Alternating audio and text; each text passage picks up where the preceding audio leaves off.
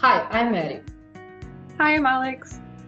We would like to invite you to join us for our second webinar about our international online school education worldwide. The webinar will be held on Wednesday, 27th of May at 7 p.m. Central European Time. We will have very interesting talk. We will talk about what difference does an online school make. Yes, as there has been a recent increase of interest for online education for students under the age of 18, this is not only because of the situation caused by the global pandemic.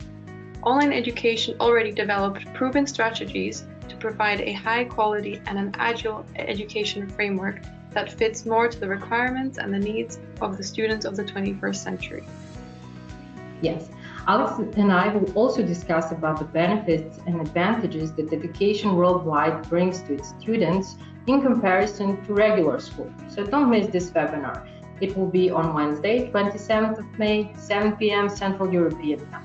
Although the webinar is free, you need to sign up, and you can do it by clicking the link that is embedded in this video down below, or visiting our website, whose address you can see behind me or also on the screen. So see you on Wednesday. Bye. See you. Bye.